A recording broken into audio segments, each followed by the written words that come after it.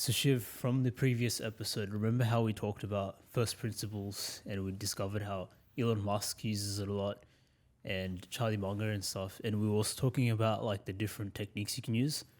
And we're discussing about MVP, which is minimum viable product. And we're talking about the importance of evaluating your assumptions because it could lead to disastrous outcomes. So there's this other method we didn't get to discuss last time, but I want to talk more about, where it's like, what happens if you have a lot of assumptions? Because there can be situations where you can have, 10 or 15 different assumptions, and you can become very overwhelmed by having that many. So in that sort of situation, what would you do? This is when you. Which principle is this? When you're under the assumptions? It's in general, right? There's like too many assumptions. Yeah, I'm just saying generally. Like you have the hypothesis, but then there's too many assumptions or too many factors that they're in play. I would group those assumptions. So I would think of assumptions that are realistic and then the assumptions that are not realistic. Right. Yeah, that's not a bad idea. It's a good. Yeah. I mean, it's like what's realistic and what's not. Like which assumptions realistic and which assumptions not. How would you also base off like what's realistic and what's not realistic? Probability, I guess. Right. Yes, I think like that's a good idea. But like another approach you can take, which is called Occam's razor, is like you can usually what it emphasizes on is like shaving off the most complicated assumptions and starting them with the most simplest. Because I don't know about you, but in high school and stuff, I remember with maths and science, my maths teacher would always say, when your solution is like too long, and then most of the time you might be actually on the wrong solution, like because usually most of the solutions are the most simplest. And I always found this the case when I was doing like maths problems and just in general, the most true answer was the most simplest one. And this is what that principle emphasizes on, where it's like you shave off the most complicated assumptions and you just test the most simplest one. And the most simplest one will probably might lead to like the path of truth.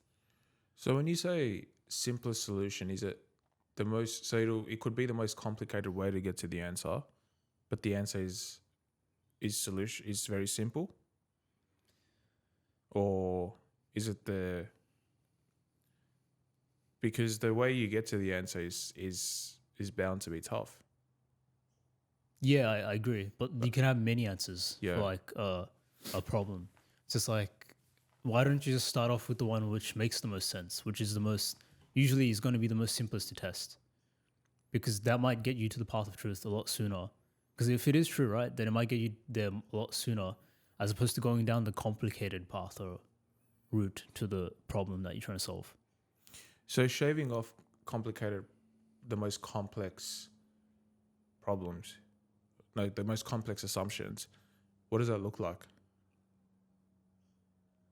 Well, it depends on the problem we're trying to solve. Yeah. But it's like, I mean, a lot of the time, what you'd do is like you just write down what are your assumptions, or in how form you want to do it, whether it's like mind map, whatever it is, whatever works for you, and then you just want to start with the one that is the most simplest, like which is the most easiest to test, or which do I have the most evidence of, and then just begin with that, and then you just if it doesn't get you to the path, then just cross that off and just go with the next one. So it's like get all your assumptions, rank it based off like which is the most simplest, and just start with that and just shave off the most. And then eventually you might probably get to the answer a lot sooner that way, rather than starting the most complicated approach, which takes a lot longer and you end up spending more energy and time. So I guess like we're talking about it from more of like a abstract perspective. So I think to make it more sense, we'll try something that's more practical, right? So let's look back at like Apple, Steve Jobs. That rings a bell, right? So if you look at how Apple transformed during that period, Steve Jobs actually, you could say, applied this mental model without even knowing it. He applied it in a way because what he did to Apple was he made it a lot more simple. Because at the time, the best example I can give is like MP3 players. I don't know if you remember like 15 or like 10, 15 years ago, the MP3 players back then had so many buttons. They're very complicated. Like, I want to say complicated, but it's just they didn't offer the best user experience. They had too many buttons and too many menu screens to get to like playing a music. And that's where, like, for example, Steve Jobs came in with the idea of the iPod. And I don't know if you remember that iPod, I think it's like 5th gen or 4th gen. There's like the click wheel. And there's a lot less buttons on that entire like on the iPod. And it just made it a lot more seamless and intuitive to use, as opposed to like the generic type of MP3 players you would have which had so many complicated buttons and menus to get to play music. So that's like an example of how he applied, you could say, Occam's razor, right? To to build a solution that's very easy to use and simple.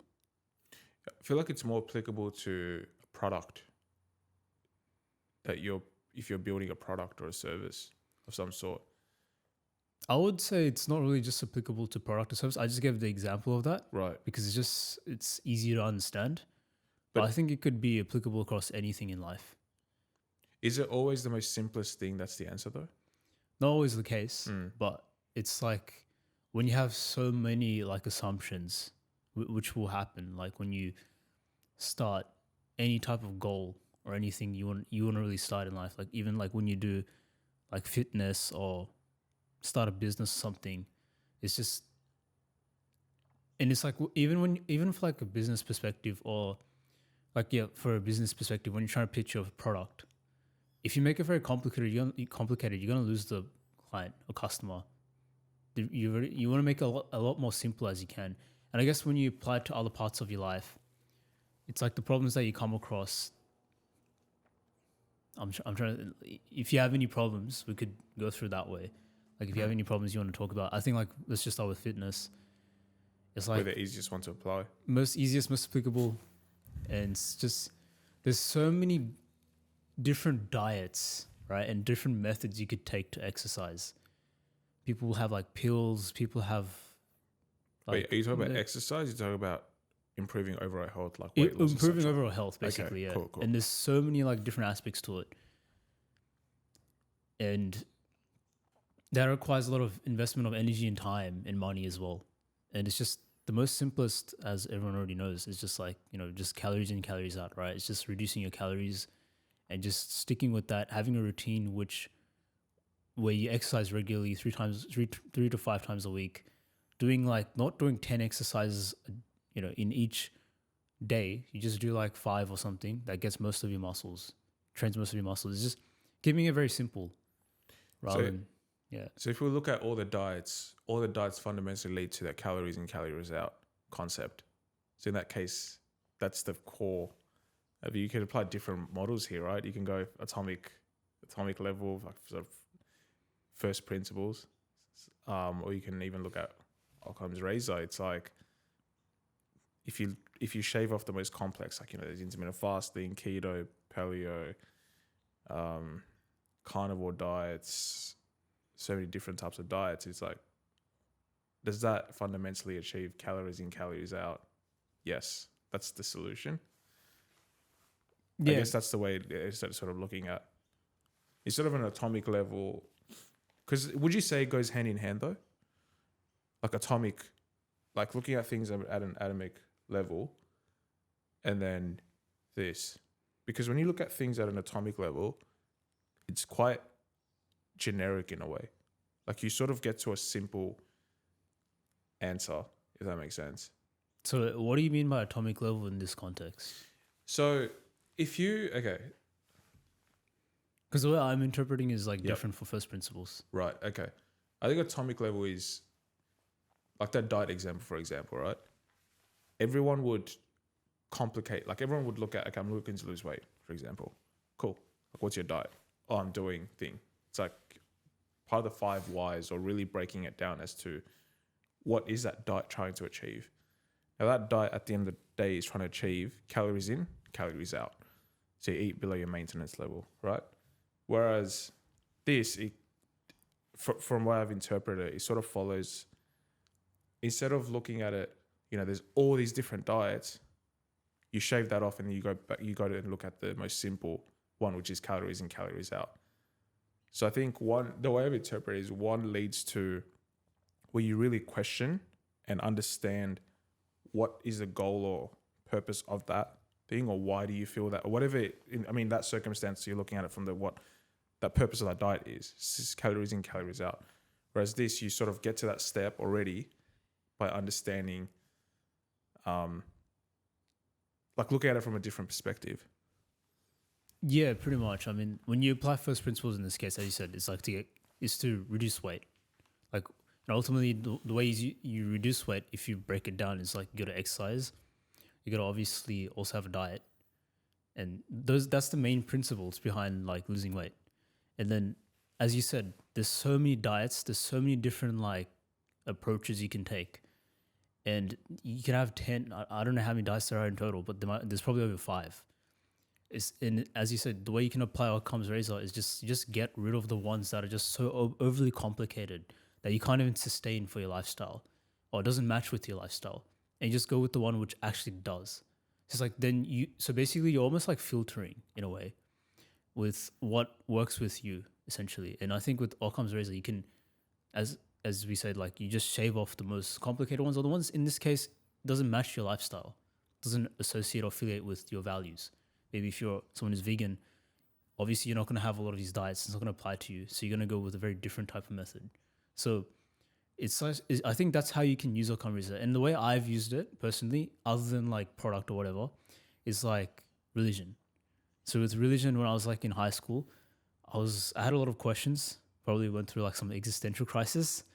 And then I went through the process of actually just studying and reading about each religion as objectively as I can. And then, for me, I was like, there's so many religions out here. There's so many. If you include New Age religion, all that stuff. I'm like, to me, the concept of God should be very simple. And usually that to me was like, that is truth. So that's why it led me to like Islam. But, I understood a lot of religions and where they're coming from. But that's how I applied, for example, Occam's razor. Obviously, everyone else will have a different opinion. But what I'm trying to show you is like how it's not just applicable for just products and fitness. It can be applicable for making decisions in general, where it's like there's so many options. The one that makes the most sense is usually the most simplest. And obviously there can be situations where it may not be the case, where it might be very complicated. And a good case scenario for this is like dating. Because when you're choosing a partner, obviously people have very, I would say, specific type of criterias. But why would you start off being very, very specific at the beginning? Because that leads you to like a very small marginal dating pool. Like, for example, say for most guys, right, they want some girl who's like 5'4", who's in the age of 20 to 25, who is slim, has long hair, is like of a specific Brazilian or something, specific nationality, likes to eat Mediterranean cuisine, cooks that as well or something, and loves watching anime and JDM cars. You see, when I added those latter, like the first few things that I added sounded quite like I get a good general dating pool available, but the things that I added at the end is so hyper specific, and it's like probably only 0.1% of women would fit that criteria. And it's like, if it is very important to you, you can just add that later, like the filters. But why start off with that very specific type of criteria? And it's like with Occam's razor, you can just start off, you can just shave off the filters that aren't really that important and just add those later if it is important to you. How would you figure out what's not important to you in that case, though? So is it in terms of dating? Yeah. So if we looked at it like a bit of a case study here, if we applied first principles, could that help you understand what's important and what's not? Yeah, Right. definitely. It's like when you look at what leads to a healthy relationship, because that's what you really before you even go to dating, it's like, what type of relationship do you even want? Is like short term, long term? Is this for like something you see after marriage or something? Like, what is your goal ultimately? And then that's when you start. It's like, okay, what leads to this type of relationship? What is like a healthy relationship? Obviously, communication, honesty, values, beliefs. Like, these things need to sort of align, and like these principles. And then you start to go off like with, okay, these are so many options that I have. Who fits this type of like criteria for the most part of what's important, based on what I fundamentally define as the principles of a successful or of a healthy relationship. So I think that's how you can apply first principles in Occam's razor. Yeah, because it seems like that in that example, people get caught up too much in the superficial things, and where they try to align everything, and it doesn't seem to be working out or whatever for whatever reason. And so instead of understanding how do you actually find out what's important, and it seems like when you actually apply first principles, you start looking at things like genuine things, like values that you mentioned, and then what do you actually want out of this? Because if you can answer those questions, that's when that what's important to you becomes more evident, and you're not then chasing that 5'5" with a big ass that follows JDM cars, right? You're following someone. You're looking for something that's aligned with who you are fundamentally, not someone that's a perception of what they could be.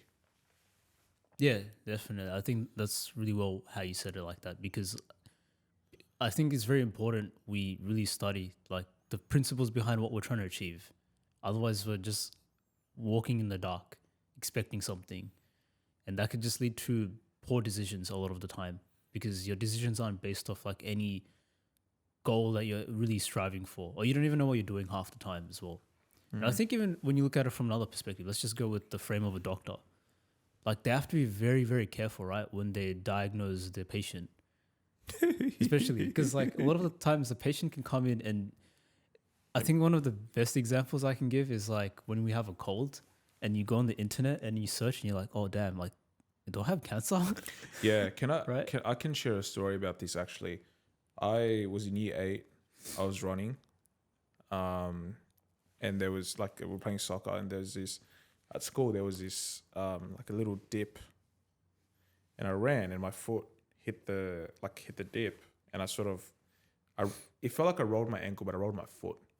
And when I rolled my foot, my pinky, so my right leg, my right pinky foot, fractured off the base. Oh, So imagine this pinky, this like fracturing off. So I couldn't walk, and this is my first ever time I've broken a bone. I've broken 3 bones in my life, by the way. And I rolled it. I didn't roll it. I knew something was bad. I couldn't walk. I couldn't put any weight on it. I walked from the school to the station, which was about a 40-minute walk that day because I had to hop, and I couldn't put any weight on it with a fractured foot. I go to the doctor's. Doctor looks at it. I'm not going to call that doctor out. I'm not going to visit that guy ever again. He looks at it and he's like, yep, just a sprain. So he can tell I can't walk. He can see I can't walk. He can see my foot's absolutely bruised up. And he said, oh, just ice it. It's a sprain. I walked on that for 9 weeks without getting an x-ray or nothing, or 8 weeks. So slowly the bone got back in place, like over time, but it was painful. But I believe what the doctor said. I never thought about questioning it, right? And then I went and got an x-ray done because the pain was just too much. And this was like 7 weeks of pain. But it slowly, progressively got better, but it was still pretty bad. Got an x-ray done, and the radiologist comes out of his room and he's like, get to a hospital ASAP. He's like, you need a moon boot. And, hopefully you haven't screwed up your bone further because you need an infusion, like screws to hold it together. wow. Yeah. So even though walking on a flat, like a shoe over time sort of brought the bone back, it fully didn't heal it.